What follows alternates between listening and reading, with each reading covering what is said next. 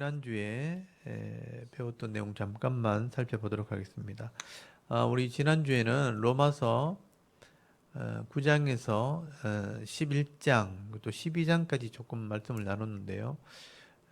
로마서 9장부터 11장까지 내용이 그 이스라엘 백성들의 구원에 대한 하나님의 계획, 이게 바울의 질문에 대한 깨달음이라고 할 수 있죠. 그래서 로마서는 어떻게 죄인들이 구원받게 되어지는가 하는 그 하나님의 계획을 바울이 정리해서 설명한 겁니다. 그래서 그걸 복음이라 그러기도 하고 또는 하나님의 구원 계획이라고도 표현할 수가 있습니다. 그래서 1장부터 3장까지 모든 사람은 다 죄인이기 때문에 구원받아야 될 대상이라는 얘기를 하고 있고, 특별히 유대인들에게 율법을 주어서 하나님이 자기 백성 삼으셨는데 결국은 유대인들도 율법을 받아가지고도 이 말씀을 제대로 믿고 행하지 않았기 때문에 그들도 똑같이 죄를 짓게 되었다. 그래서 그 율법 외에 하나님의 방법이 있는데 그게 또 다른 의, 그게 바로 예수 그리스도입니다. 메시아를 통해서 구원하는 것. 이 메시아가 죄를 속죄함으로 그 속죄함을 믿고 하나님 말씀과 언약해서 순종하는 사람이 되면 하나님 백성 되게 하겠다는 하나님의 약속이죠. 그것을 믿고 하나님 백성이 되는 겁니다. 그래서 그 믿음에 대한 얘기를 4장부터 계속 하게 되는 거죠. 그 하나님의 구원 계획, 하나님이 구원하시기로 한 이 법적인 절차를 믿음으로 받아들이고 그 법적인 절차를 이루신 분이 예수님이죠. 그래서 하나님의 계획 안에 그 예수님을 믿고 받아들이면 구원을 받게 되는데 이 믿음이 뭐냐 하는 얘기를 아브라함을 예를 들어서 설명을 계속하게 되죠. 아브라함이 믿을 수 있는 근거가 전혀 없는데 아들을 주겠다, 나라를 이루겠다, 땅과 자손을 주겠다는 약속을 믿고 의롭게 된 것처럼 너희도 하나님의 구원 계획을 마음으로 믿고 받아들이면 하나님의 백성이 되는 거다. 의롭게 되어지는 거다. 그리고 믿음으로 받아들이면 죄 문제가 해결되기 때문에 하나님과 화평을 누리게 되고 화평을 누린 자로서 삶을 살 때는 죄를 이기는 삶을 살아야 된다. 죄를 이기는 자로 여겨야 된다. 근데 실제로 살아보면 죄성이 있어서 우리가 이기지 못하죠. 그래서 그 죄성 때문에 곤고한 사람이라고 바울이 고백할 때 결국 성령이 오셔서 죄를 이기게 하는 능력을 우리에게 주셨다. 그래서 성령의 법이 죄의 법을 이기게 하는 게 성도다 하는 얘기를 하게 되는 거예요. 그래서 하나님이 이렇게 하나님의 계획 가운데 죄 문제를 해결하시고 믿음으로 받아들인 자에게는 성령을 주어서 이 땅에 있는 동안 하나님 백성으로 죄를 이기는 삶, 말씀을 순종하는 삶을 살아가도록 그래서 죄의 정욕과 욕심을 이기며 살아가는 사람으로 살아가게 하셨다가 그 믿음 때문에 진짜 하나님 나라에 들어가게 하는 그게 하나님의 구원이다. 이런 하나님의 구원과 이 사랑을 하나님의 사랑을 안다면 누구도 이 하나님의 사랑과 구원을 끊어낼 수 없다. 그게 8장까지 얘기해요. 이방인이 이렇게 구원을 믿음으로 구원받았다면 그럼 바울은 9장부터 11장까지 그러면 먼저 율법을 받아놓고도 실족했던 이스라엘 사람들은 그럼 버린 건가? 그래서 9장부터 이제 11장까지 하나님께서 버리지 않았다. 그 중에 하나님이 긍휼히 여길 자를 긍휼히 여기고 또 심판할 자를 또 책망하실 자를 책망하시는 분이 하나님입니다. 하나님이 주권적으로 그들을 구원하시는데 그냥 다 구원하는 게 아니고 언약 안에 있는 사람들, 그 이삭과 이스마엘을 예를 들면서 언약 안에 들어가는 이삭이 하나님의 자녀가 되었던 것처럼 하나님의 언약을 믿는 사람들이 결국은 구원을 받게 되는데 이 이스라엘 백성도 하나님과 언약한 백성이라는 거예요. 근데 그들이 왜 실족하게 되었나?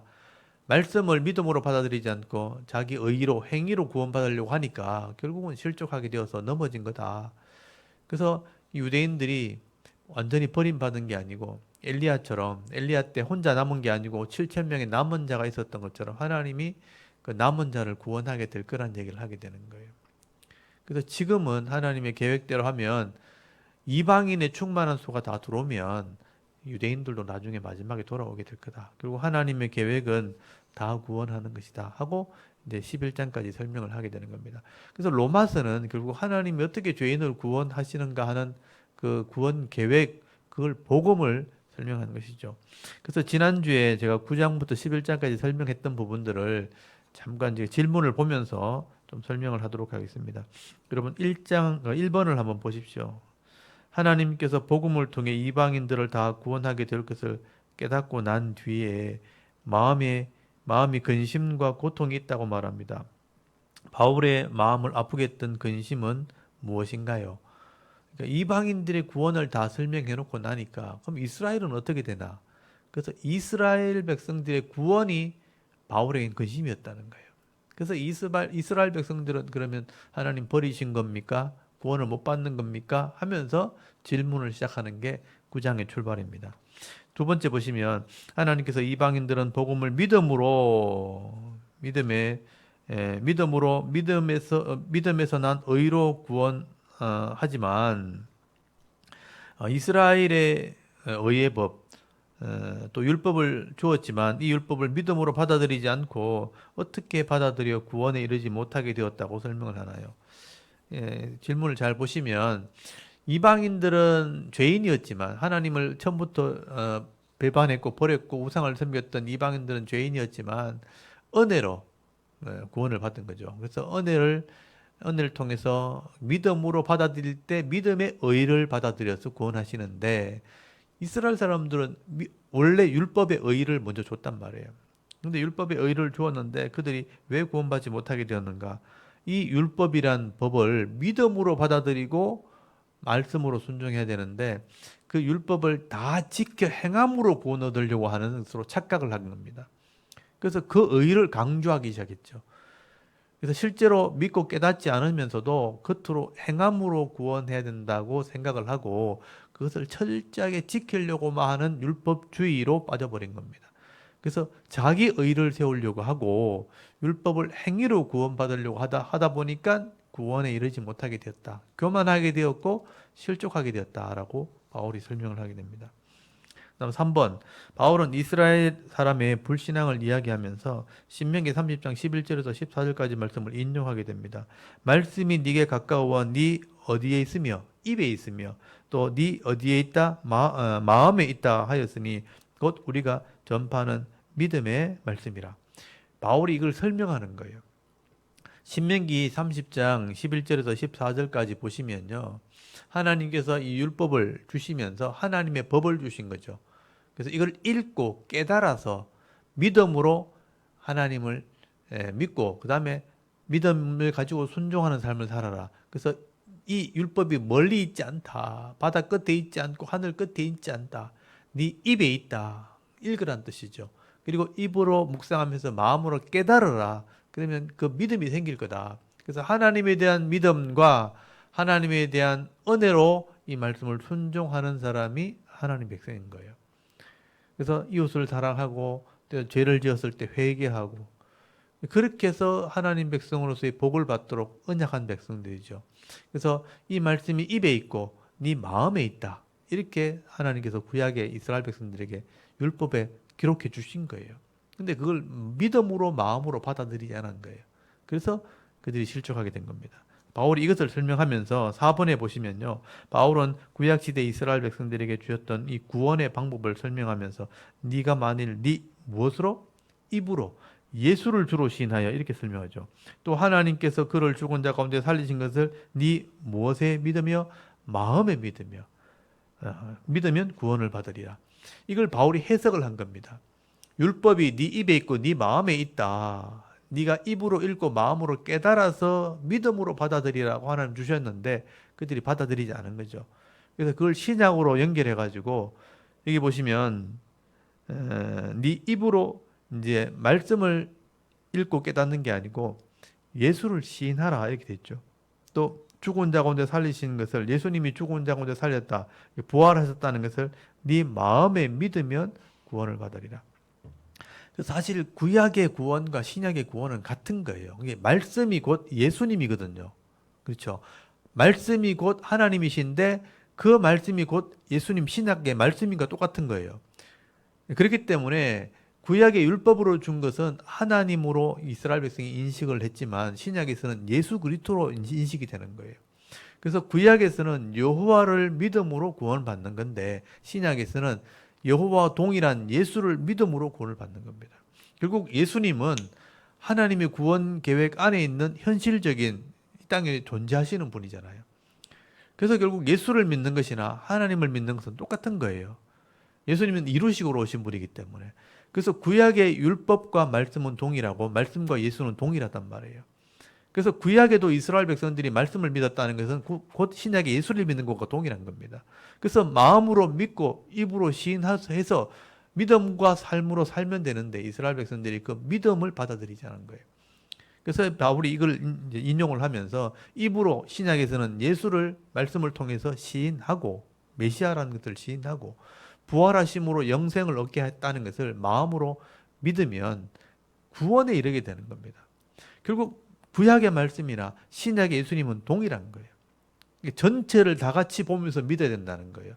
이게 굉장히 중요한 복음인데 오늘 우리도 이런 부분은 예수만 딱 떼놔가지고 예수님만 믿으면 구원받는다라고 이렇게 설명만 해버리면 구약이 없어져 버리는 거죠. 하나님의 계획 자체가 없어지는 거죠. 근데 하나님의 계획 안에 말씀을 통해서 예수님이 오셔서 그 예수를 믿게 된 것이니까 전체를 다 믿어야 되는 거예요. 바울은 그걸 설명하고 있는 겁니다. 그래서 우리가 신약적으로 교리만 떼어놓고 예수님이 피로 죄값을 지불했다 이것만 믿고 구원한다는 것은 있을 수 없는 겁니다. 근데 그것만 가지고 구원을 자꾸 설명하고 그것만 믿었다고 착각하는 사람들은 결국은 이 구약의 율법 말씀을 모르는 거죠. 그래서 바울은 전체를 다 인용을 하면서 신명기 30장 11절부터 14절과 예수님이 십자가와 부활을 연결해서 마음으로 믿고 입으로 시인해야 된다. 결국은 이 믿음으로 순종하는 것을 설명을 하게 되는 것입니다. 이게 구원이라는 것을 설명하는 거죠. 그래서 구원을 얻으리라 라고 분명히 기록이 되어 있어요. 하나님의 방법이라는 것을 설명하는 것이죠. 그래서 우리가 로마서를 좀 제대로 보셔야 됩니다.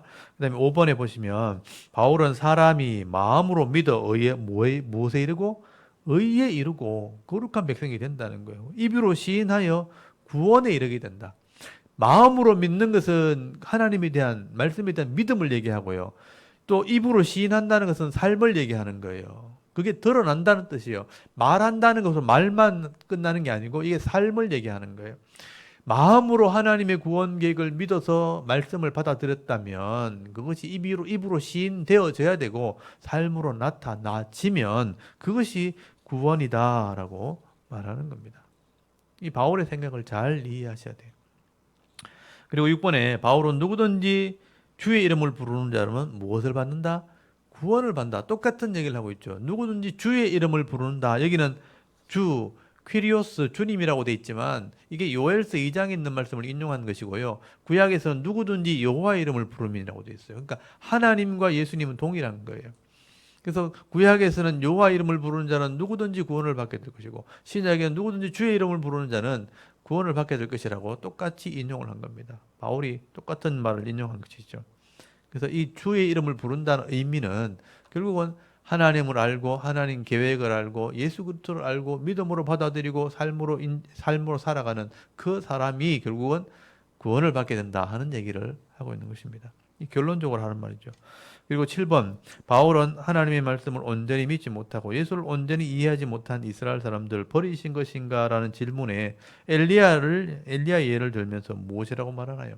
엘리야 때 남은 자가 있었던 것처럼 하나님께서 남은 자들을 구원하게 될 것이다. 이 남은 자라는 의미가 뭐냐면요. 결국은 이스라엘 중에 하나님을 인정하고 예수를 인정하고 받아들인 사람이 있다는 거예요. 마지막 시대에도. 그런 사람이 있고 그 사람을 하나님 구원할 계획을 가지고 있다. 엘리야를 예를 들어서 설명한 겁니다. 바울이 깨달은 것은 이스라엘을 하나님 버린 게 아니고 그 중에 남은 자가 있다. 구원받을 자가 있다는 얘기를 하게 되는 거예요. 8번에 바울은 결국 이스라엘이 완전히 넘어지기까지 실족한 것이 아니라 그들의 넘어짐으로 구원이 누구에게? 이방인에게 이르러 이스라엘로 식이 나게 함이라라고 말합니다. 바울이 깨달은 거죠. 하나님이 이스라엘을 실족시킨 것은 어떻게 보면 이게 하나님의 뜻인 거죠. 먼저 율법을 주어서 구원한 백성 삼으셨지만 그들이 넘어지게 함을 통해서 모든 사람을 구원하게 하는 하나님의 계획을 이루신 거예요. 그래서 그들이 넘어짐으로 이 구원이 복음이 이방인에게 넘어가게 되었다. 그들이 또 구원받는 걸 보면서 이스라엘은 원래 구원받은 사람이었는데 실족하게 되었기 때문에 식이 나게 할 거다. 그래서 결국 다 구원하겠다는 게 하나님 뜻이에요. 그걸 바울이 깨달은 것입니다. 결국 하나님은 다 구원하려고 하시는구나. 처음부터 넘어진 자, 나중에 넘어진 자, 결국은 다 구원하게 될 거다. 그 다음에 9번에 보시면 하나님은 하나님의 구원 계획을 바울이죠. 바울은 하나님의 구원 계획을 깨닫게 됩니다. 그래서 이것을 신비, 비밀이라고 말하면서 이방인의 뭐가 들어오기까지 여기 충만한 수가 들어오기까지 충만한 수가 들어오기까지 이스라엘이 들어는 우둔하게 된 것이라고 말하나요. 그리고 이 바울이 깨달은 게 바로 이 비밀, 신비라고 표현되어 있지만 사실은 미스테리온, 비밀이라는 뜻입니다. 하나님의 구원에 대한 비밀이 있는데 그게 뭐냐? 지금은 이방인이 구원받는 때예요. 그래서 이방인들이 예수님 이후에 성령이 오시고 난 뒤에 이방인이 구원받는 때 땅끝까지 복음을 전한다고 돼 있지만 하나님이 생각할 때 충만한 이방인의 수가 다 들어오면 이 말은 뒤집어서 얘기하면 더 이상 구원받을 사람이 없으면 유대인들이 돌아온다는 거예요. 그래서 이스라엘의 들은 지금은 우둔하게 되어 있다. 알아듣지 못하게 되어 있다. 이사야서의 말씀을 인용하면서 지금은 보지 못하고 듣지 못하는 때이다.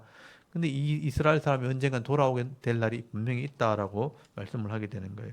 그래서 로마서 11장 26절에 온 이스라엘이 구원을 받게 될 것이라 라고 바울이 기록을 하고 있습니다. 10번에 보시면 바울은 결국 하나님께서는요 이방인이든 이스라엘 사람이든 모든 사람을 순종하지 아니가 이거 하지 아니하는 가운데 가두어 두심으로 모든 사람에게 무엇을 베풀려 하심이로다. 긍휼을 베풀려 하심이라. 이게 하나님의 계획이었다.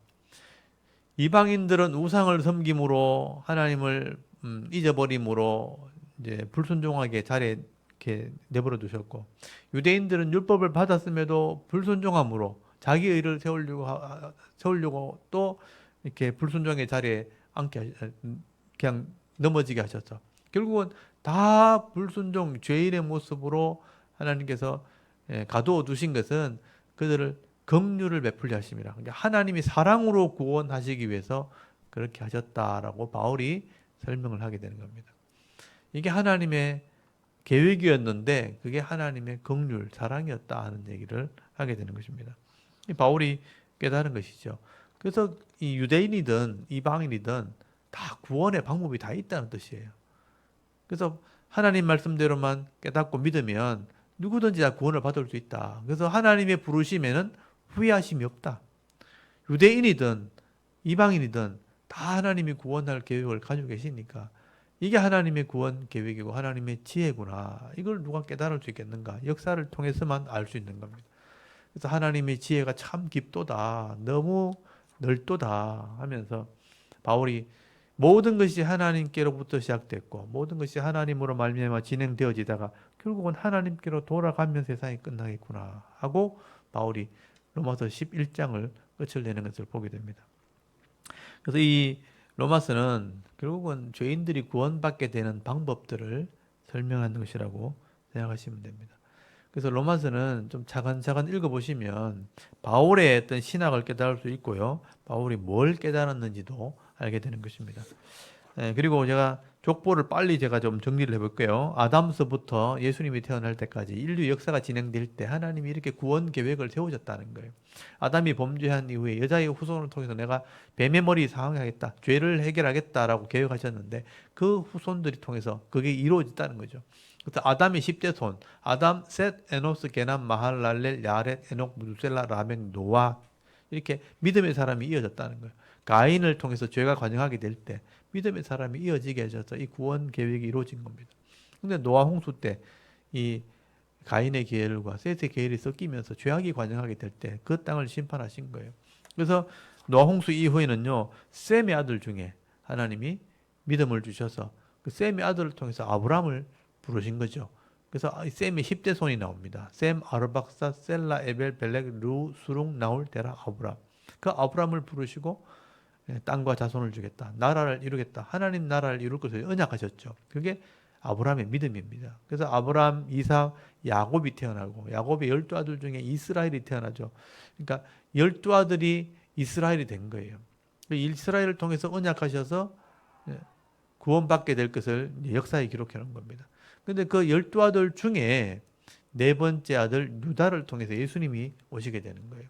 그래서 야곱 다음에 유다가 나오고요. 유다의 후손 중에 이스라엘의 왕이 나오죠. 다윗이 나오게 된 겁니다. 그래서 유다, 베레스, 헤스론, 람, 아미나답, 나손, 살몬, 보아스, 오벳, 이세, 다윗이 태어나서 진짜 왕이 되었고 나라를 다스리는 왕이 된 겁니다. 그래서 이 다윗의 나라가 하나님과 언약을 맺게 되고 솔로몬 때 전도와 선교를 하게 된 겁니다. 근데 이 솔로몬이 우상을 섬기는 바람에 나라를 둘로 나눠버렸죠. 그래서 북쪽 지파가 멸망받는 모습을 보여준 겁니다. 물질로 세워지는 게 하나님 나라가 아니라는 거예요. 그래서 여로보암부터 호세아까지 이 멸망받은 모델, 심판의 모델입니다. 그래서 여로보암, 나답 반역이 되죠. 바하사, 엘라 또 반역, 시므리 반역, 오므리, 아합, 아하시야, 그 다음에 요람 또 예후가 반역, 요아스, 요아스, 여로보암 이제 스가랴 또 살룸 반역, 므나헴 반역, 브가히야, 베가 반역, 호세아 반역. 그래서 아수르에게 멸망을 받고 혼혈 족속이 됩니다. 망해버린 거죠. 그게 사마리아가 된 겁니다. 그리고 솔로몬의 아들 르호보암 남쪽 유다는 믿음을 이어가긴 하죠. 이제 물론 죄를 짓고 악을 행하지만 믿음을 이어갑니다. 그래서 솔로몬의 아들 르호보암부터 마지막 시드기야까지 르호보암, 아비암, 아사, 아사까지는 좀 개혁을 하죠. 근데 아사 다음 요사밧 때 아합의 딸을 데려오는 바람에 그 왕들이 타락합니다. 그래서 네 명의 왕이 타락하죠. 이 요사밧의 아들 요람, 아하시야, 그 다음에 요아스, 아마샤까지 다 타락하고 우상을 섬깁니다. 그리고 그것을 반역을 개혁을 한 사람이 우시아입니다. 우시아 때 제2의 전성기가 주어지지만 또 타락하죠. 우시아는 문둥병 걸려 죽고 요담, 아하스, 그다음에 요담, 아하스, 히스기야, 그다음 머나세 때까지 갔을 때 완전히 타락을 해버리죠. 그래서 하나님 심판한다고 그러셨고 아몬 요시아 때 일꾼을 키우는 계획을 잠깐 하죠. 그다음에 요아하스 애굽에 잡혀가지고 요호야김 1차 포로, 요호야긴 2차 포로, 시드기야 3차 포로에서 바벨론의 멸망을 받게 되고 포로로 되어서 돌아와서 다시 회복된 게 포로 귀환 시대입니다. 그래서 이제 요호야긴 요고냐가 바벨론 포로 잡혀갔다가 나중에 3대 만에 돌아오게 되죠. 그래서 요호야긴 다음에 요고냐가 요호야긴이죠. 요고냐, 스알디엘, 수르바벨, 아비훗, 엘리야김, 아소르, 사독, 아킴, 엘리옷, 엘라살, 마탄, 야곱, 요셉, 그 다음에 예수님이 태어나죠. 예수님이 오셔서 하나님이 속죄 사역을 이루시고 또 부활하심으로 영생을 열어놓으시고 그리고 성령이 오셔서 그것을 믿게 해서 이 하나님의 구원 계획을 믿고 속죄하고 이 땅에 하나님의 믿음의 삶, 말씀대로 사는 삶의 증거를 가지고 있는 자들은 결국은 하나님 백성 되는 복을 주시겠다. 그래서 그 복음을 받아들이는 사람들은 마지막 종말이 되었을 때 진짜 하나님 나라에 들어가게 되는 거죠. 근데 이제 더 이상 믿을 사람이 없을 때 심판하러 오시겠다라고 말씀하신 거예요. 그게 요한계시록에 기록이 된 것입니다. 이렇게 하나님의 구원 계획이 인류 역사를 통해서 지금 이루어지고 있고 성경이 지금 그것을 증거하고 있는 겁니다. 그걸 믿고 오늘 우리가 이 시대에 살아가는 거예요. 내 인생 동안 이걸 믿고 살아가는 사람이 내 인생 가운데 이 하나님 나라 복을 받아 누리게 되는 거죠. 그 증거가 있는 사람, 그 증거를 가진 사람이 결국은 하나님 백성이 되는 것입니다. 이 짧은 시간 인생 동안 이것을 깨닫는 게 어떻게 보면 쉬운 것 같은데 쉽진 않아요. 왜냐하면 세상이 그것을 믿지 못하도록 하는 일이 있기 때문에 또 영적인 존재, 이 마귀와 사탄과 또 귀신들이 우리를 방해하기 때문에 참 믿기 쉽지 않은데 여러분 유양 믿음을 가졌다면 바른 믿음 또 바른 삶을 살아야지만 은혜와 복을 누릴 수 있게 되어지는 것입니다. 그래서 오늘 이 로마서를 통해서 이런 하나님의 계획을 다시 한번 깨달으시고 하나님께서 우리에게 요구하시는 것이 무엇인가 다시 한번 깨닫는 은혜가 있길 바랍니다. 여러분 오늘은 이제 로마서 12장부터 제가 다시 좀 설명을 드리겠습니다. 로마서 12장을 다 펴놓으시고요. 11장까지 이방인의 구원, 이스라엘의 구원을 다 설명했다면 그래서 12장 위에 보면 거기 11장 36절 나오잖아요. 이는 만물이 주에게서 나오고 주로 말미암고 계속 주로 말미암아 진행되어지고 주에게로 돌아감이라. 그래서 세상이 끝난다는 거예요. 그에게 영광이 세세히 있을지어다 하고 아멘 하고 끝났잖아요. 그리고 12장부터는 그러므로 구원을 받은 성도들이 되었다면 어떤 이 땅의 삶을 살아야 될 것인가. 그게 12장, 13장, 14장, 15장까지 나옵니다. 요거는 앞에 부분은 믿음에 대한 부분, 구원에 대한 부분이라면 12장부터 15장까지는 삶에 대한 부분이죠. 그러니까 율법 설명이라고 보셔야 돼요. 그러니까 율법이라는 것은 구원을 주려고 준 게 아니고 하나님 백성으로서의 삶의 증거입니다. 증거. 율법이 하나님께로부터 왔다. 율법이 하나님의 법이다 하는 그 믿음 안에 예수 그리스도가 있는 거예요. 그래서 예수를 믿는다고 할 때는 율법을 믿는다는 게 전제되어 있는 거죠. 율법을 통해서 예수님이 오셨고 그 예수님이 구원을 이루셨기 때문에 그 율법을 주신 하나님과 예수님을 믿는 거죠. 그렇다면 율법에 기록된 정의, 공의, 올바른 삶을 우리가 살아져야 되는 것입니다. 성령이 그것을 살게 하겠다는 겁니다. 그렇다면 이런 삶이 있어야 이 율법을 믿는 사람의 증거가 되는 거예요. 이런 삶이 없으면 하나님 믿는 믿음에 대한 증거가 할 방법이 없죠. 그래서 이런 구원을 믿었다면 이런 삶도 당연히 나와야 되는 거다. 율법 안에 이런 삶의 기록이 다 기록되어 있습니다. 그래서 제일 첫 번째가 뭐냐면 예배거든요. 레위기 율법에 보면 1장부터 10장까지가 제사 제소잖아요. 그게 예배란 말이에요. 11장부터 27장까지가 삶의 규례거든요.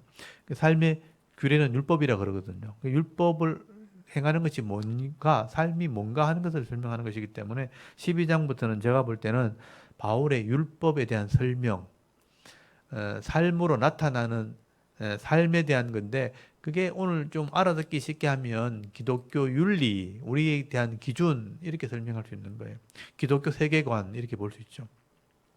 또 12장부터 설명하는 게 예배입니다. 그러므로 형제들아, 형제들은 예수 믿는 사람을 얘기하죠. 구원을 받은 사람들. 형제들아, 내가 하나님의 모든 자비하심으로 너희를 구원한다는 것은 가르친다는 거예요. 너희 몸을, 우리의 육신, 몸을 하나님이 기뻐하시는 거룩한 산제물로 드리라. 이는 내가 드릴 영적 예배니라. 여기 영적 예배라고 되어 있는데 사실 영적이란 번역이 사실 맞지 않아요. 그래서 거기 번호가 하나 달려 있죠. 밑에 잘 보시면 영적이란 곳에 합리적인 또는 합당한 이런 뜻이거든요. 사실 로고스란 말에서 온 말인데 말씀에 합당한 예배가 뭐냐 이런 설명이 사실은요. 합당한 예배가 뭐냐? 내 몸을 하나님께 드리는 거다. 앞에 뭐 산제물 이렇게 꾸미는 말이 나오지만 사실은 내 몸을 하나님께 드리는 거다. 이 몸을 하나님께 드리는 게 뭐예요? 그 삶을 얘기하는 게 삶. 예배가 뭐냐? 내 삶이다. 이렇게 설명하는 겁니다. 그러니까 우리가 드리는 예배하면 그냥 교회에 와서 이렇게 형식에 맞춰서 그냥 예배 드리는 것만 생각하죠. 근데 하나님께서 정말 원하시는 합당한 예배는 우리 삶이란 뜻이에요. 삶. 몸으로 드리는 예배. 옛날에는 짐승을 죽여서 드렸지만 살아서 내가 제물로 드려지는 거니까 하나님을 믿는다 그래 놓고 교회 안에서만 이렇게 잘하고 밖에 나가면 지 맘대로 살아가는 거. 그럼 예배의 의미가 없어지는 거예요. 예배는 교회 안에서의 공회 예배는 삶의 예배를 드리는 사람들이 모이니까 그게 공회가 된 거예요. 공예배가 된 겁니다. 그러니까 공예배가 삶을 주는 게 아니고 말씀대로 사는 삶이 예배를 있게 했다는 거예요. 이해되시죠? 무슨 말인지. 그러니까 우리는 그냥 예배에 와가지고 뭘 변화를 받아가지고 무슨 능력을 체험해서 삶을 살라고 하는데 그게 아니고 하나님을 믿는 사람은 삶에서부터 하나님 삶인 하나님 백성인 거예요. 그런 사람들이 모이니까 그게 공예배가 된 거예요. 그래서 주일 예배에 모이는 거예요. 모여서 드리는 예배니까 공예배라 그러는 거죠. 그래서 우리의 진짜 예배는 내 몸을 가지고 살아가는 삶이어야 된다. 그래서 거기 2절에 너희는 이 세대니까 죄인들, 죄의 모습을 본받지 말고 오직 마음을 새롭게 함으로 변화를 받아 하나님의 선하시고 기뻐하시고 온전한 뜻이 무엇인지 분별하도록 살아가는 거예요. 그게 예배라는 거예요. 그런 사람이 모이니까 주일 예배가 생기는 거예요. 그러니까 주일 예배에서 와서 우리가 예배 드릴 때 내가 살았던 삶을 하나님께 드리는 겁니다. 잘못된 건 회개하고 또 잘할 수 있는 것은 더 잘하게 달라고 힘을 달라고 그렇게 기도하고 그게 예배여야 되는 거예요. 근데 우리는 그냥 예배 때 와가지고 뭘 받아가지고 뭘 하려고 그러니까 받아지는 게 아무것도 없죠. 하나님께 드려지지 않는데 어떻게 하나님께 주시겠어요? 삶이 있어야 그 안에 하나님의 은혜도 있고 영광도 있고 있는 겁니다. 그러니까 바울이 얘기하는 예배는 우리의 삶으로 예배를 얘기하는 겁니다. 그리고 3절부터 단락이 나눠지죠. 그리고 어떻게 살아야 되는가? 제일 먼저 얘기하는 게 뭐냐면 그리스도의 몸이 되어서 교회를 섬기는 것을 얘기하는 거예요. 그래서 예배 드리는 사람들은, 구원받은 사람들은 교회를, 내게 주시는 은혜는 구원 자체를 얘기하는 거예요. 내게 주신 은혜를 따라서 각자에게 은사가 있다. 은혜라는 건 은사라는 건 카리스마. 그러니까 하나님이 은혜로 구원받게 했는데 각자에게는 그런 재능, 은사가 있다는 거예요. 그 은사로 우리 교회를 섬겨야 된다. 그래서 비유하자면 우리는 한 몸인데, 예수님 몸인데 지체가 막 있는 것처럼, 손이 있고 발이 있고 눈이 있는 지체가 있는 것처럼 우리가 지체가 되어서 각자의 손의 기능이 있고 발의 기능이 있고 머리의 기능이 있는 것처럼 각자의 기능을 따라서 교회를 섬기는 것이다. 그래서 그 은사를 설명하게 됩니다. 3절 보세요. 내게 주시는 은혜로 말미암아, 이 구원을 말하죠. 네 각 사람에게 말하노니 마땅히 생각할 그 이상의 생각을 품지 말고 오직 하나님께서 각 사람에게 나눠주시는 믿음의 분량대로 지혜롭게 생각하라. 그러니까 우리 각자에게 주시는 분량이 있다는 거죠. 믿음의 분량.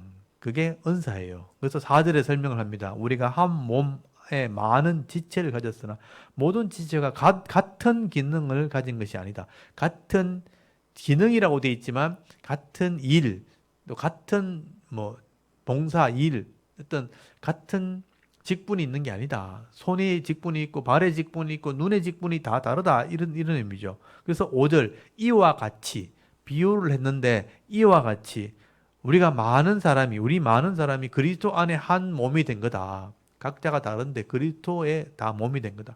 서로 지체가 되었다. 예수님 몸의 지체니까 손도 될 수 있고 발도 될 수 있고 눈도 될 수 있고 귀도 될 수 있는 거예요.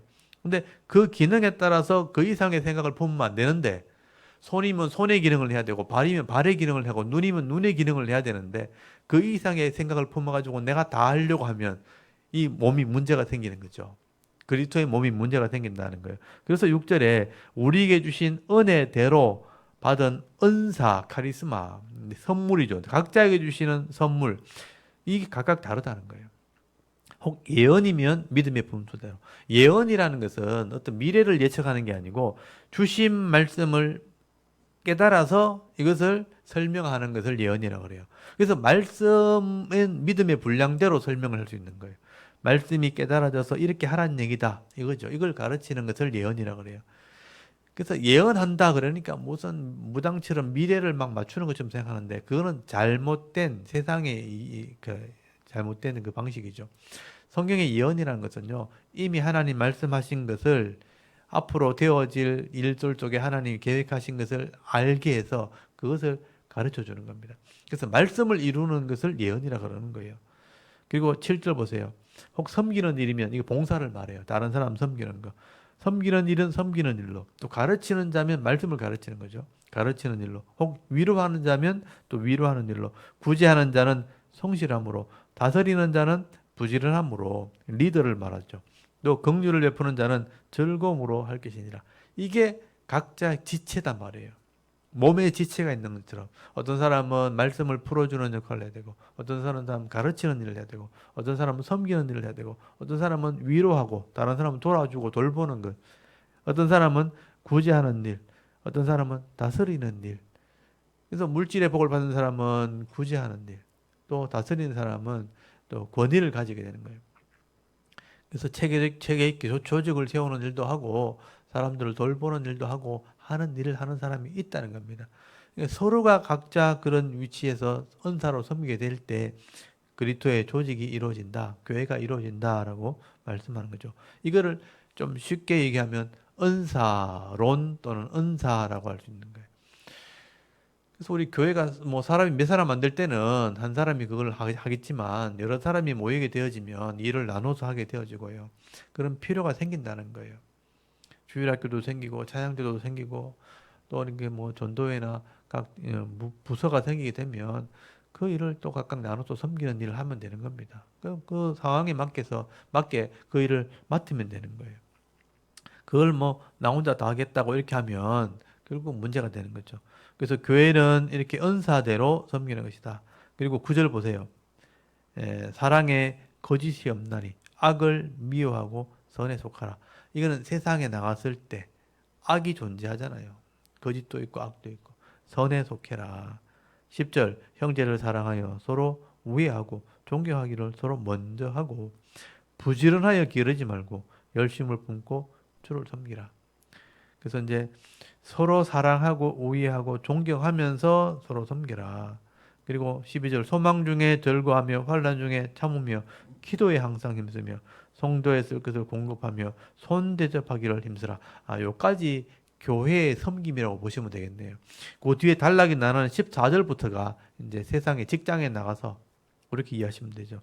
교회 안에서 사랑하고 우애하고 존경하고 또 부지런하고 열심히 주를 섬기고 또 기도하면서 즐거워하면서 성도들의 쓸 것을 공급해 가면서 그렇게 손 대접하기를 힘써라. 새신자를 잘 대접해라. 이렇게 이해하시면 되겠죠.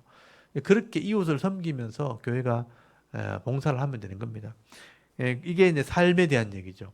그럼 14절부터 보시면 이제 박해하는 자가 나오는 것은 불신자를 말하는 거예요. 이렇게 세상에 나가서 혹시나 박해하는 사람, 예수 믿는 사람, 욕하는 사람 만나도 축복을 하고 저주하지 말아라. 몰라서 그러는 거니까. 똑같이 욕하지 말아라. 15절에 즐거워하는 자들과 함께 즐거워하고 우는 자들과 함께 울어주고 서로 마음을 같이 높은 데 마음을 두지 말고 높은 데 마음을 두지 말라는 거면 교만하지 말고 또 낮은 데 처하며 스스로 지혜 있는 자 하지 말라. 아무기도 악을 악으로 갚지 말고 모든 사람 앞에 선한 일을 도모해라. 세상은 악하지만 악으로 갚지 말라는 거죠. 선으로 행하라. 18절 할 수 있거든. 너희로는 모든 사람과 더불어 화목해야 된다. 불신자들에게도 우리가 친절하고 화목해야 됩니다. 그래야 복음을 전할 수 있어요. 19절에 내 사랑하는 자들아 너희가 친히 원수 갚지 말고 이게 참 조심해야 될 부분이죠. 악한 사람에게 내가 뭐 판단을 하고 내가 벌을 주려고 하지 마라. 때리거나 또는 위협하거나 협박하거나 힘있다고 내가 복수하지 마라. 원수 갚지 말라. 왜냐하면 성경에 원수 갚는 것은 내게 있으니 내가 갚으리라고 성경에 기록되어 있어요. 여기 보면 인용이 되어 있죠. 기억이라고 되어 있고 밑에 보시면 신명기 32장 35절 율법에 기록되어 있어요. 내가 원수를 갚는 거다. 하나님이 원수를 갚아서 그를 심판하는 겁니다. 근데 내가 그를 벌 주면 하나님의 위치에 서게 되는 거예요. 내가 하나님의 자리에서 그를 심판하고 잘못된 사람이니까 내가 벌 주고 아직 그 사람이 회개해야 되고 돌아올 그 여지가 있는데도 불구하고 내가 심판하려고 하는 것은 내가 하나님 위치에 서는 것이고 내가 죄를 짓는 겁니다. 그래서 그렇게 하면 안 된다. 하나님께 맡겨라. 그렇게 말씀하는 거예요. 그래서 20절에 네 원수가 줄이거든 먹이고 목마르거든 마시게 하라. 그리함으로 네가 숯불을 그 머리에 쌓아 놓으리라. 그러니까 원수가 있으면 네가 복수하는 게 아니고 도와주고 그가 회개할 수 있도록 그에게 은혜를 베푸는 거죠. 그러면 하나님이 회개하지 않으면 머리에 숯불을 쌓아놨으니까 하나님이 심판하는 겁니다. 또 돌아오면 하나님이 긍휼을 베풀어 주는 거죠. 그래서 21절에 악에게 지지 말고 선으로 악을 이기라. 이게 우리가 세상을 살아가는 방법이라는 거예요. 세상은 여전히 악하고 악일 수밖에 없죠.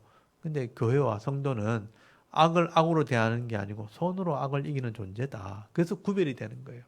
그래서 교회와 세상이 다른 겁니다. 이게 삶이라는 거예요.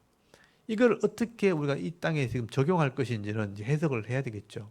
학교에서는 어떻게 할 것이고 직장에서는 또 사업할 때는 어떻게 해야 될 것인가. 불신자를 만났을 때 그들과 화목하면서 이익을 도모하면서 또 내가 학교 갔을 때 다른 사람과 관계를 맺으면서 유익을 얻는 삶을 살려면 어떻게 해야 될 것인가. 고민하면서 기도하면서 일을 해나가야 돼요. 그래서 크게는 선으로 악을 이기는 삶을 살아가는 거. 그게 성도의 삶이라는 거죠. 그래야 믿음이 증거가 되고 마음으로 믿는 것이 입으로 시인되고 삶으로 나와지니까 이거는 하나님 백성인 거예요. 구원받은 백성인 거예요. 그러니까 이 땅에서는 복을 받을 자격이 있고 죽으면 천국 갈 자격이 있는 거죠. 그게 믿음 있는 사람입니다. 근데 이게 없으면 내 믿음을 증거할 방법이 없는 거예요. 그러니까 믿음이 없는 거죠. 근데 세상 사람처럼 욕할 거 다 욕해버리고 세상 사람들처럼 내가 원수 갚을 거 다 갚아버리고 악을 행하는 살면서 주일만 하고서 예배만 드린다고 하나님 백성이냐? 절대 그럴 수 없죠. 하나님 백성이라고 할 수 없습니다. 그건 교회에 있는 그냥 세상 사람이랑 똑같은 거예요. 교회 다니는 불신자입니다, 이게. 그러니까 목사님도 말씀은 이렇게 전해놓고 똑같이 악을 행한다면 그냥 말씀을 전하는 목사인데 불신자입니다, 목사. 불신자 목사가 되는 거죠. 성도도 똑같은 거예요. 그러니까 말씀을 믿는다면 삶으로 나타나줘야 됩니다. 그래서 이 삶을 얘기하고 있다는 것을 기억하셔야 돼요. 그리고 13장에 넘어가면요. 이제 나라를 어떻게 섬길 것인가. 보십시오. 13장 1절에 각 사람은 위에 있는 권세들에게 복종하라고 돼 있죠. 왜냐하면 권세는 하나님으로부터 나지 않음이 없나니 모든 권세는 다 하나님께서 정하신 바라. 그래서 나라마다 공동체마다 다 장이 있고 또 지도자가 있고 또 정치인들이 다 세워지죠. 권세를 가지고 권력을 가지죠. 힘도 가지고 사법권도 있고 경제권도 있습니다. 예산권도 있죠. 그런 권한을 주어서 나라를 섬기게 하신 분이 하나님이래요. 하나님이 권세를 주셨다. 그래서 이 권세는 우리가 복종, 순종해야 되는 겁니다. 2절 보세요. 그러므로 권세를 거스리는 자는 하나님의 명을 거스름이니 거스르는 자들은 심판을 자취하리라. 다스리는 자들은 선한 일에 대하여 두려움이 되지 않고 악한 일에 대하여 되나니 네가 권세를 두려워하지 아니하려느냐. 선을 행하라. 그리하면 그에게 칭찬을 받으리라.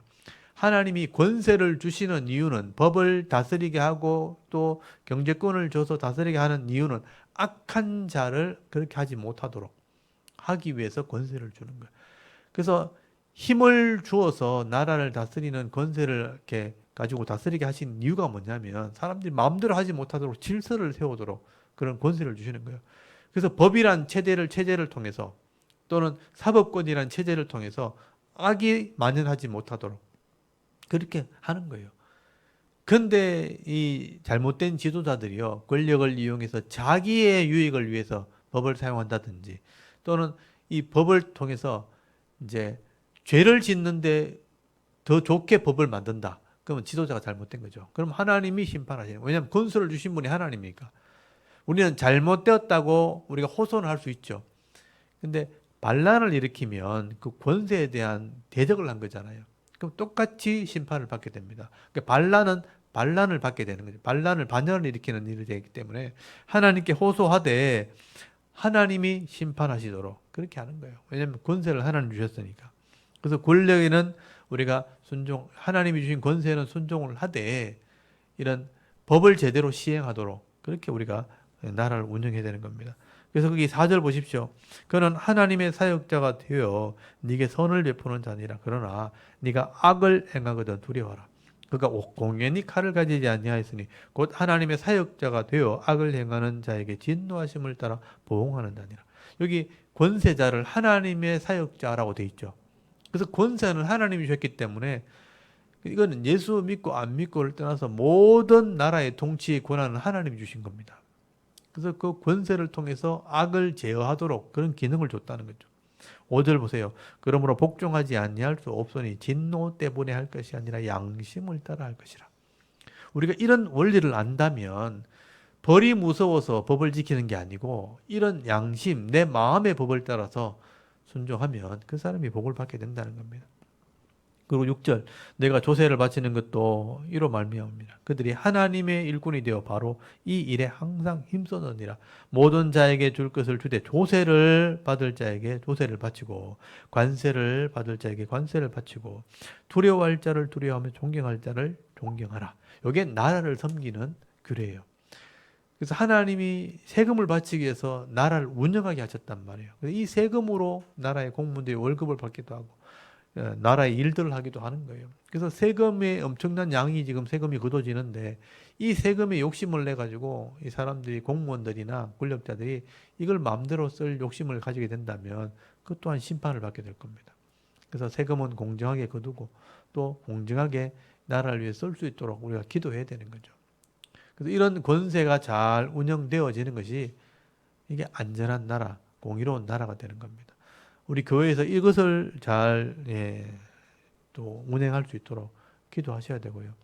또 이렇게 투표라는 제도, 민주주의적인 제도를 통해서 이런 일꾼을 뽑아서 이것을 잘 운용할 사람들을 우리가 일꾼으로 세우는 권한이 국민에게 있으니까 이 주신 권한을 잘 활용해야 되는 거죠. 이것 가지고 편을 가르고 네 핀, 내 핀 나눠가지고 투표를 이렇게 어지럽히면 안 되는 거죠. 그래서 바르게 권한을 행사해서 정말 제대로 된 일꾼을 세울 수 있도록 여러분 기도하셔야 되고요. 그래서 나라가 안전하게 될 때 백성이 평안을 누리게 되는 겁니다. 만약에 이것이 불의를 행하게 되어지고 또 부정을 행하게 된다면 사람이 그것을 바로잡지 못하면 하나님이 심판을 하십니다. 전쟁을 일으키든지 아니면 재난을 일으켜서 나라의 이 모든 기반을 하나님 다 무너뜨릴 겁니다. 그렇게 되기 전에 우리가 하나님을 경외함으로 말씀대로 시행되도록 기도하셔야 되죠. 이런 8절 보십시오. 서로 간에 이제 사랑으로 섬겨라 이런 말이 나오죠. 피차 사람들 사이에 사랑의 빛 외에 아무에게든지 아무 빛도 지지 말라. 남을 사랑하는 자는 율법을 다 이루느니라. 사랑하라고 돼 있죠. 사랑의 법을 행해라. 그래서 9절에 간음하지 말라, 살인하지 말라, 도둑질하지 말라, 탐내지 말라 한 것과 그 외에 다른 계명이 있을지라도 네 이웃을 네 자신같이 사랑하라 하신 그 말씀 가운데 다 들었느니라. 바울의 율법 해석이죠.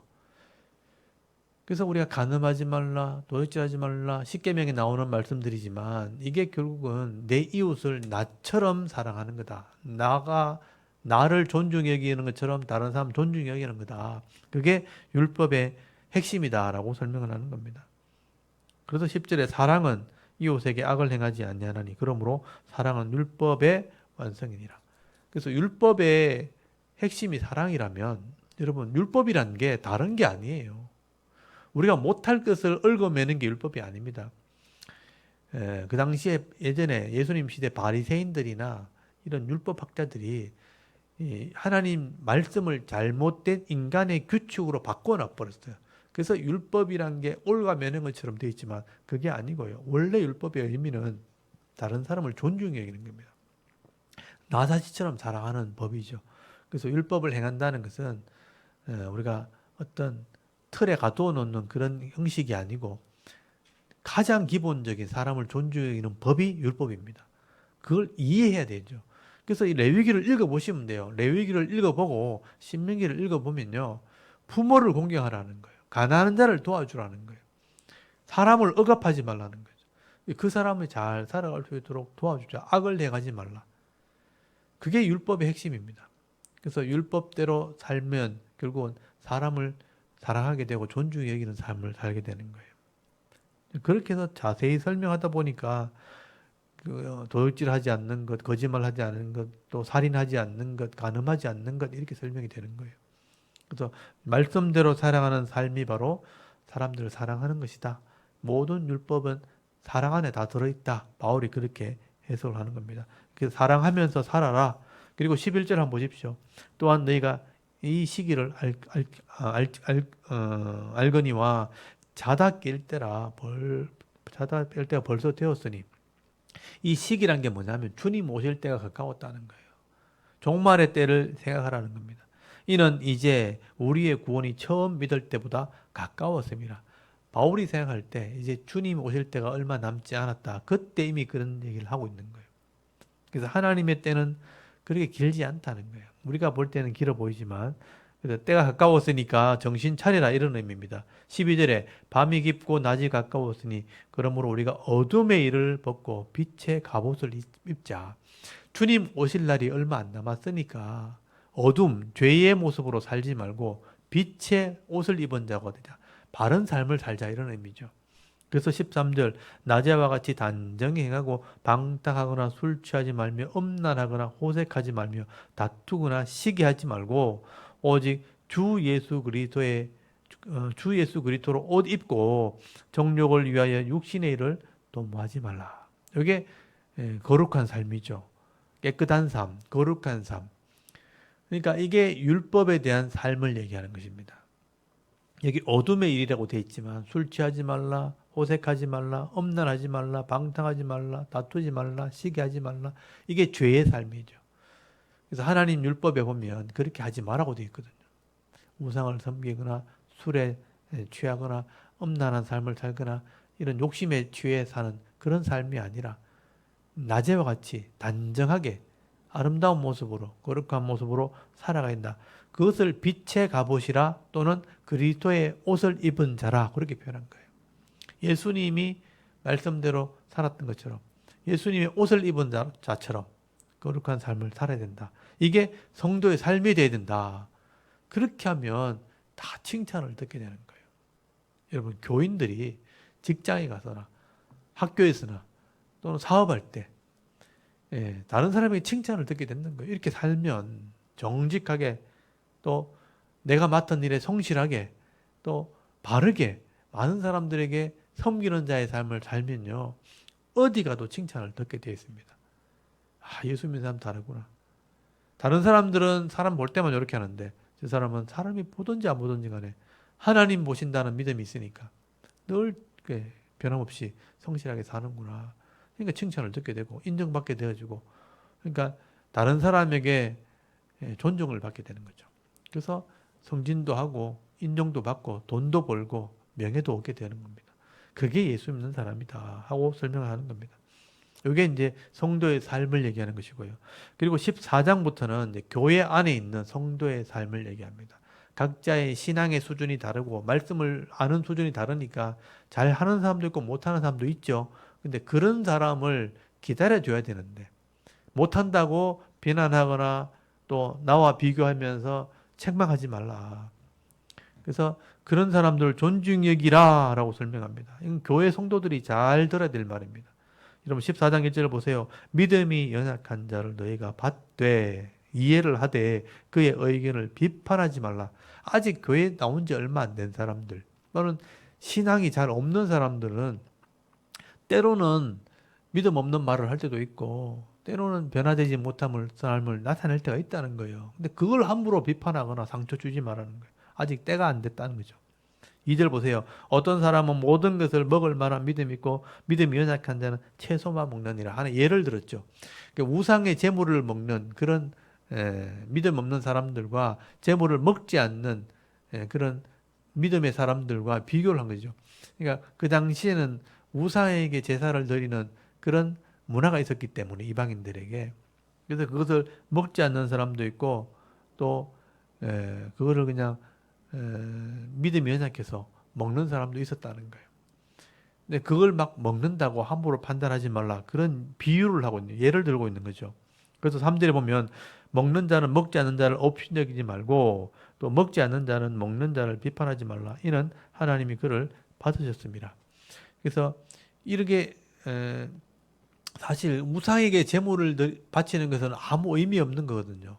그래서 우상이 아무것도 아니고 아무것도 아니란 그런 믿음이 있을 때는 그런 음식을 막 먹는 사람도 있어요. 그러니까 믿음이 있기 때문에 그건 아무것도 아니니까 상관없다. 근데 이 우상을 믿는 믿음이 아직 남아있는 그런 기독교인이 있단 말이에요. 예수를 믿긴 하는데 우상이 있다고 믿으니까 그걸 먹으면 안 된다고 생각하는 거죠.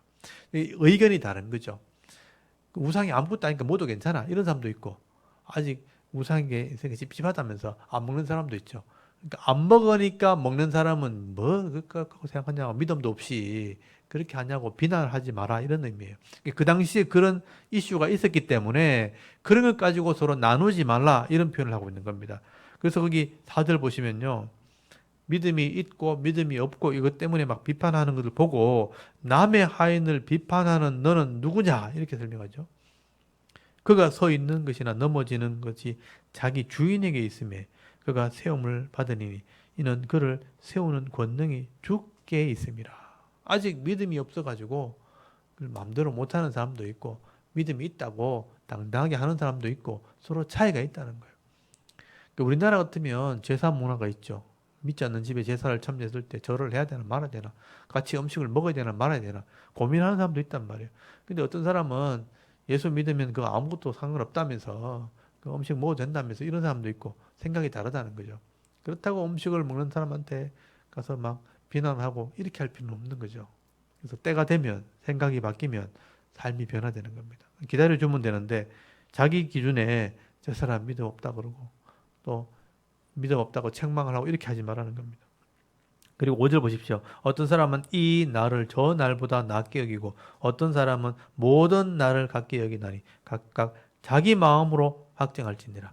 어떤 사람은 율법주의가 이렇게 아직 남아있기 때문에 유월절을 꼭 지켜야 된다. 뭐 안식일을 꼭 지켜야 된다. 뭐 날에 대한 개념 그게 있었다면 이제 신약 시대로 바뀌면서 주일날 예배를 드리게 되니까 안식일 필요 없다면서 주일날 예배만 드리면 된다고. 그렇게 하다 보니까 나를 중요하게 여기는 사람도 있고 나를 중요하게 여기지 않는 사람도 있다는 거예요.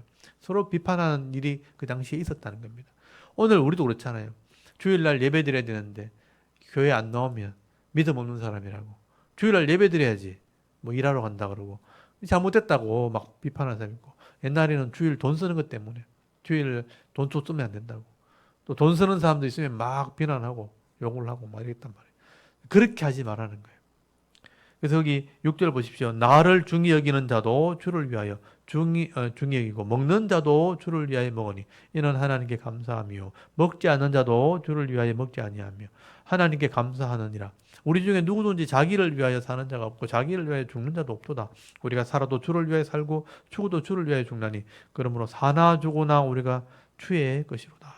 이를 위하여 그리스도께서 죽었다가 다시 살아나셨으니 곧 죽은 자와 산 자의 주가 되려 하심이라. 네가 어찌하여 네 형제를 비판하느냐 어찌하여 네 형제를 업신여기느냐 우리가 하나님의 심판대 앞에 서리라. 그래서 신앙의 칼라 신앙의 생각 때문에 서로를 비판하면 안 된다는 거예요. 네가 생각이 옳고 내 신앙이 옳고 이런 비판하지 말라는 거예요. 교회 안에는요 생각이 다를 수 있고 신앙의 수준도 다를 수 있다는 거예요. 그러니까 그 사람이 믿음으로 하는 것이라면 받아주는 것이 좋다. 이해하는 것이 좋다. 왜냐하면 때가 되면 이해가 될 때가 온다는 거죠. 그래서 그 사람이 잘못되었다고 또 내 생각과 맞지 않다고 비판하는 것 자체가 잘못됐다는 거예요. 그 사람의 생각을 들어주고 이해하는 게 중요하다. 그래서 여기 보면 주를 위해서 다 하는 건데 먹는 자도 주를 위해 먹지 않는 자도 주를 위해 나를 중히 여기는 자도 주를 위해 중히 여기지 않는 자도 주를 위해 하는 것인데 그것 때문에 왜 서로 비판하고 싸우느냐. 비판하지 마라. 주님 앞에 설 날이 반드시 있다. 11절에 보면요. 기록되었을 때 주께서 이르시되 내가 살았노니 모든 무릎이 내게 꿇을 것이요 모든 혀가 하나님께 자백하리라 하느니라. 우리가 주님 앞에 가면 이걸 다 자백할 날이 있기 때문에 이 땅에 있을 때 함부로 말하거나 함부로 비판하지 말아라. 12절에 이러므로 우리가 각 사람이 자기 일을 하나님께 직구하리라. 내가 하나님 앞에 자백할 날이 반드시 있기 때문에 내가 함부로 비판하고 함부로 욕하고 함부로 말하지 마라. 여러분 13절 한번 보십시오. 그런데 우리가 다시는 서로 비판하지 말고 지금 계속 비판에 대한 얘기를 하고 있죠. 다른 사람이 생각이 다르다고 비판하지 말고 도리어 부딪힐 것이나 거칠 것을 형제 앞에 두지 않도록 주의해라는 거예요. 이게 교회에서 해야 될 가장 중요한 문제예요. 그래서 우리가 신앙의 수준이 다르다고 신앙의 색깔이 다르다고 서로 판단하고 비판하는 경우가 너무 많은 거예요. 그렇게 하지 말라는 거예요. 거칠 것을 앞에 두고 지금 우리가 다툰다는 것입니다. 14절에 내가 주 예수 안에서 알고 확신하노니 무엇이든지 스스로 속된 것이 없으되 다만 속되게 여기는 그 사람에게는 속되니라. 다 수준이 다를 뿐이지 다 하나님 백성이라는 겁니다. 저 사람 잘못됐다고 하는 그 사람이 잘못된 거예요. 속되게 여기는 그 사람이 속된 겁니다. 똑같이 다 이해해 주면 되는 거예요. 수준이 다른 거니까 하나님 앞에 변화되도록 기도하고 같이 성장해 나가야 된다는 거예요.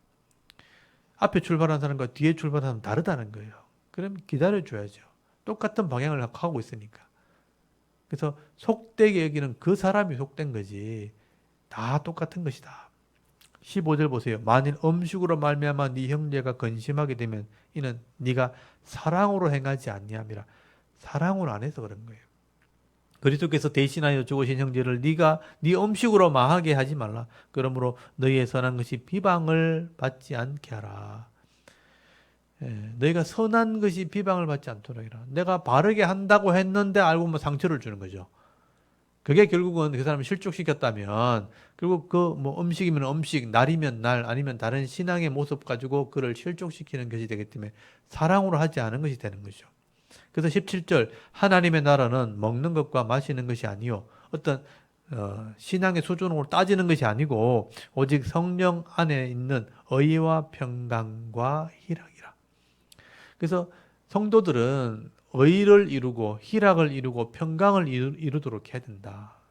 각자의 수준에 다르게 교회에 와서 섬기기 때문에 그 서로 의를 이루고 희락을 이루고 평강을 이루도록 하는 것이 교회에 된다. 18절 이로써 그리스도를 섬기는 자는 하나님을 기쁘시게 하며 사람에게 칭찬을 받는다. 이게 오늘 핵심이죠. 18절을 박스를 쳐놓으셔야 돼요. 이로써 그리스도를 섬기는 자는, 예수를 믿는 사람은 하나님을 기쁘시게 하고 우리끼리는 서로 칭찬을 받아야 됩니다. 서로 존중히 여겨야 되는 거죠. 그게 교회에 되는 겁니다. 19절 그러므로 우리가 화평의 일과 서로 덕을 세우는 일에 힘을 써야 돼요. 힘을 쓴다는 건 뭐냐면 잘 안 된다는 거예요. 힘을 써야지만 된다는 거예요. 화평을 이루는 일, 덕을 이루는 일, 서로 생각이 다르니까. 목사와 성도가 생각이 다르고 장로와 권사와 집사와 생각이 다르고 오래 다닌 사람과 금방 온 사람이 생각이 다르고 다른 교회에 있다가 교회 온 사람이 생각이 다르고 아이들과 어른의 생각이 다르잖아요. 그러면 그걸 이해하고 화평하도록 덕을 세우도록 만들어 나가는 것이 교회에서 해야 될 일입니다. 그걸 우리가 잊어버리면 안 되죠. 방향이 같기 때문에 생각이 다르고 수준이 다를 뿐이죠. 21절 고기도 먹지 않냐고 포도주도 20절부터일 거예요. 20절에 음식으로 말미암아 하나님의 사람을 무너지게 하지 말라. 만물이 다 깨끗하되 끓이김으로 먹는 사람에게는 악한 것이라. 여기는 음식의 문제를 지금 다루고 있지만 교회 안에 다양한 문제가 생길 수 있죠. 사람이 생기는 여러 가지 문제 때문에 서로 이렇게 다투지 말라. 21절 고기도 먹지 아니하고 포도주도 마시지 아니하고 무엇이든지 내 형제로 끓이끼게 하는 일을 아니함이 아름답다. 서로 이렇게 부딪힐 일을 안 만드는 게 아름다운 거다. 남편도 그렇고 아내도 그렇고 자녀도 그렇고 끓이끼는 일이 있을 수 있죠. 근데 그걸 가지고 끓이끼게 하지 않게 하는 게 아름다운 거예요. 그걸 우리가 해나가야 된다는 거예요. 그게 예수 믿는 사람입니다. 22절 네게 있는 믿음을 하나님 앞에서 스스로 가지고 있어라. 내 믿음을 하나님 앞에 가지고 있으면 되는 거예요. 사람에게 판단하려고 하지 말고. 자기가 옳다 하는 바로 자기를 정죄하지 않은 자는 복이도다. 내가 옳게 여기는 그 믿음으로 서로 정죄하지 않으면 되는 거예요. 23절 의심하고 먹는 자는 정죄되었나니 이는 믿음을 따라 하지 아니하였기 때문이라. 믿음을 따라 하지 아니하는 것은 다 죄가 되느냐. 그래서 믿음대로 내가 서로 살면 되는데 그렇게 하지 않으면 결국 죄를 짓게 되는 것이다. 결국 14장 전체는 뭐냐면요. 교회 안에서 성도들이 해야 될 삶을 얘기하는 겁니다. 이게 우리 교회 안에서 정말 깊이 생각되어야 되고 우리가 많은 것을 고민해야 되는 거예요. 이것 때문에 교회가 나눠지기도 하고 또 다툼이 일어나기도 하고 또 분쟁이 일어나고 상처를 받고 하는 겁니다. 14장을 깊이 묵상하셔야 돼요. 모든 성도는 교회 안에서 예수 믿으려고 온 사람이고 천국 가려고 온 사람들이잖아요. 생각이 다르고 수준이 다르고 환경이 다르잖아요. 그러면 서로 여기 아까 17절에 성령 안에 의와 평강과 희락이 되도록 기도하셔야 돼요. 목사님도 그렇게 하셔야 되고 장로님이나 권사님들도 그렇게 하셔야 됩니다. 의와 또 평강과 희락을 이룰 수 있도록 그리고 하나님께 기쁨이 되어지고 사람에게 서로 칭찬할 수 있는 그런 삶을 살도록 기도하셔야 됩니다. 끓이끼는 일을 우리가 아름답게 만들어 나가야 됩니다. 그게 우리 교회에서 해야 될 일입니다.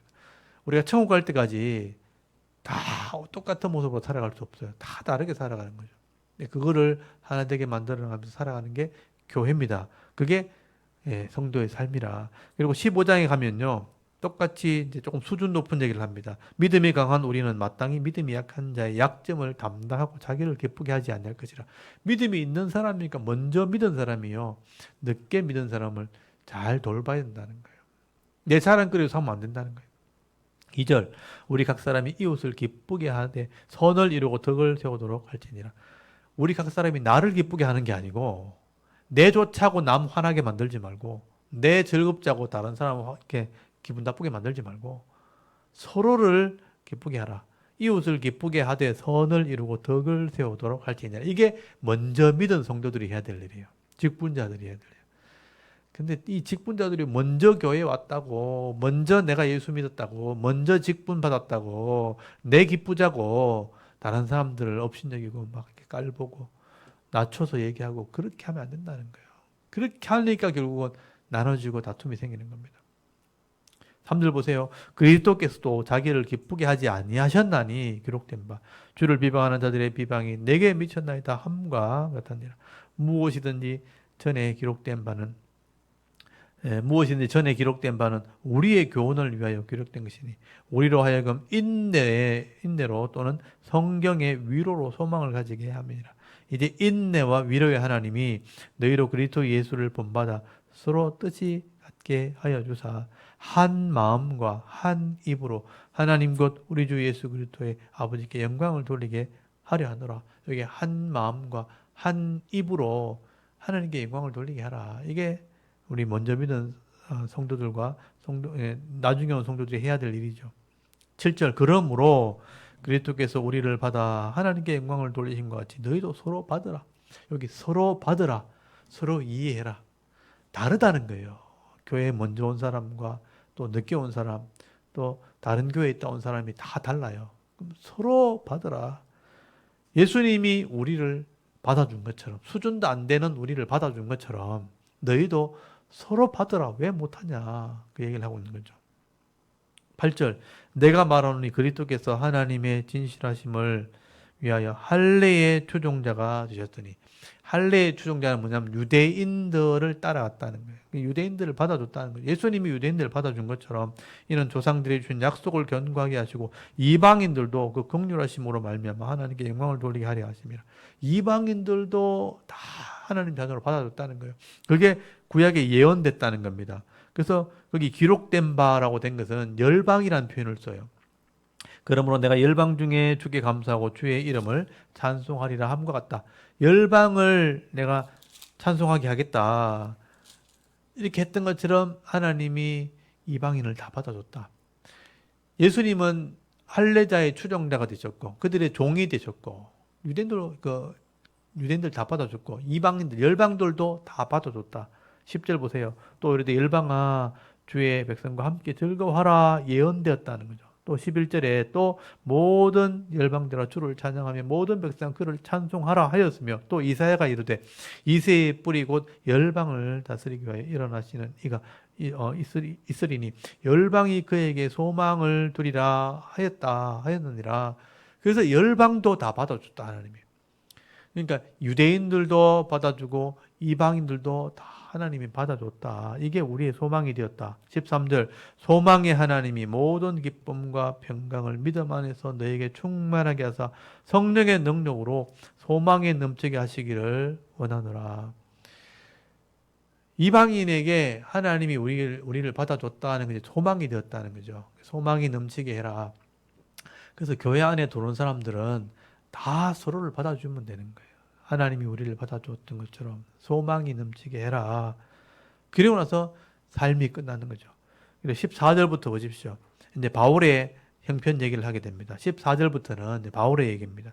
내 형제들아 너희가 스스로 선함이 가득하고 모든 지식이 차서 능히 서로 권하는 자임을 나도 확신하노라. 그러나 내가 너희로 다시 생각나게 하려고 하나님께서 내게 주신 은혜로 말미암아 더욱 담대히 대량 너에게 썼노니 이 은혜는 곧 나로 이방인을 위하여 그리스도 예수의 일꾼이 되어 하나님의 복음의 제사장 직분을 하게 하사 이방인을 제물로 드리는 것이 성령 안에서 거룩하게 되어 받으실 만하게 하려 하심이라.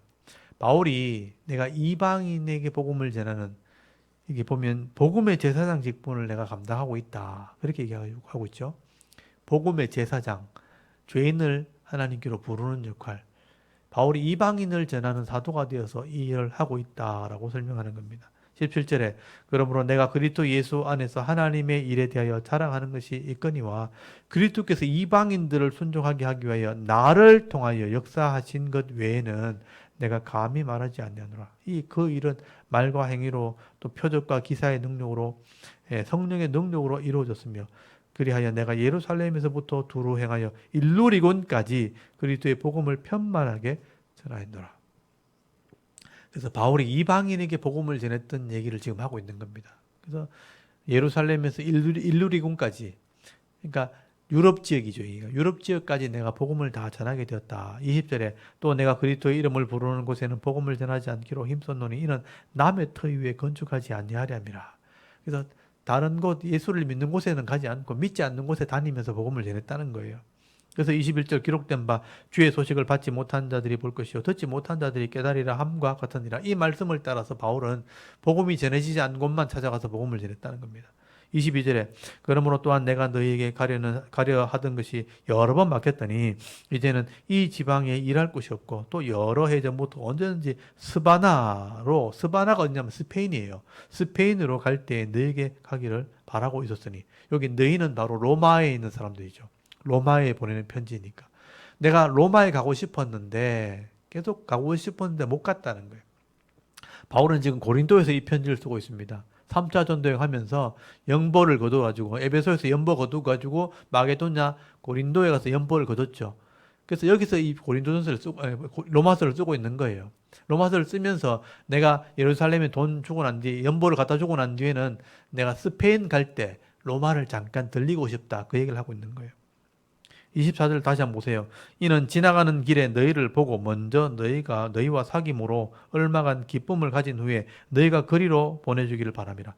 이 스페인으로 갈 때 너희에게 들렸다가 사귀고 난 뒤에 내가 스페인 가고 싶다. 25절 보세요. 그러나 이제는 내가 성도를 섬기는 일로 예루살렘에 가노니, 연보를 거둔 것 때문에 가는 거예요. 26절 이는 마게도냐와 아가야 사람들, 마게도냐와 아가야는 고린도죠. 고린도 사람들이 예루살렘 성도 중 가난한 자를 위하여 기쁘게 얼마를 연보하였습니다. 에베소에서 연보 거두었죠. 마게도냐 거두었죠. 그리고 아가야 거두었죠. 그래서 이걸 전해주러 간다는 거예요. 27절 저희가 기뻐서 하였거니와 또한 저희는 그들에게 빚진 자니 만일 이방인들이 그들에게 영적인 것을 나누어 줬으면 육적인 것으로 그들을 섬기는 것이 마땅하니라. 그러면 내가 이 일을 마치고 이 열매를 그들에게 확정한 후에 너희에게 들렀다가 스바나로 가리라. 이걸 잘 보셔야 됩니다. 로마로 갔다가 스페인 갈 계획을 세우고 있는 거예요. 나중에 이게 취소가 됩니다. 29절에 보세요. 내가 너희에게 나아갈 때 그리스도의 충만한 복을 가지고 갈 줄을 아노라. 복음을 지금 가져가잖아요. 복을 가지고 간다는 거예요. 30절 형제들아 내가 우리 주 예수 그리스도와 성령의 사랑으로 말미암아 너희를 권하노니 너희 기도에 나와 힘을 같이하여 나를 위하여 하나님께 빌어 나로 유대에서 순종하지 아니하는 자들로부터 건짐을 받게 하고 또 예루살렘에 대하여 내가 섬기는 일을 성도들이 받을 만하게 하고 나로 하나님의 뜻을 따라 기쁨으로 너에게 나아가 너희와 함께 편히 쉬게 하라. 세 가지 기도 제목이죠. 유대인들에게 나를 건짐받게 해달라. 연보를 잘 전달해서 연보되게 해달라. 그들이 잘 받게 해달라. 또 내가 너희를 갈 행로를 잘 이렇게 이루어지길 바란다. 가서 너희와 함께 쉬고 싶다. 세 가지 기도 제목을 내놓는 거 기도해달라는 거예요. 33절 평강의 하나님께서 너희 모든 사람과 함께 계실지어다. 아멘. 이게 축도죠. 그래서 이제 로마서는 15장에서 끝나는 겁니다. 그리고 16장은 안부를 묻는 사람들의 이름들을 소개하는 내용이 나오게 된 거예요. 이건 제가 다음 주에 설명을 드리도록 하겠습니다. 여러분 이렇게 지금 12장부터 15장까지는 하나님을 믿는 성도가 되었다면, 복음을 받아들인 사람이 되었다면 이렇게 살아야 된다는 거예요.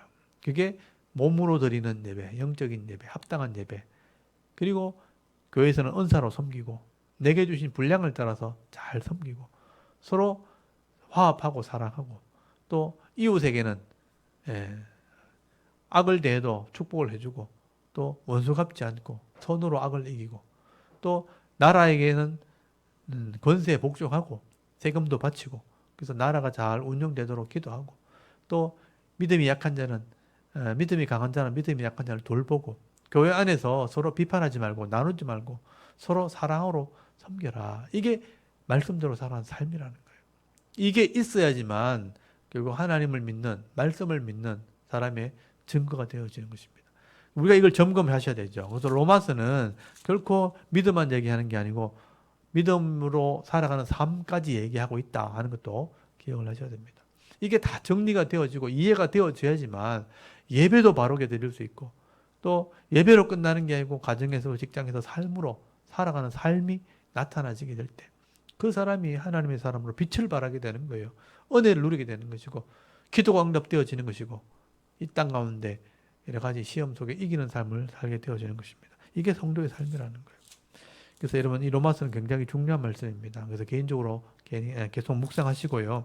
오늘 배웠던 이 내용 12장부터 15장까지는 일주일 동안 계속 묵상하시면서 읽으시면서 이게 어떤 의미인지를 다시 한번 깊이 깨달으셔서 여러분의 삶 속에 이것이 삶으로 나타나질 수 있도록 하나님을 기쁘시게 하는 삶이 되어질수록 은혜가 나타날 수 있기를 간절히 소원합니다. 그래서 오늘 여기까지 하고 다음 주에 또 이렇게 말씀을 16장 말씀을 나누고 3차 전도여행 계속 진행하는 그런 내용들을 한번 살펴보도록 하겠습니다. 오늘 여기까지 하겠습니다. 우리 잠깐 기도하고 마치겠습니다. 하나님 은혜를 참 감사합니다. 오늘도 이 샤론 성경 강좌를 통해서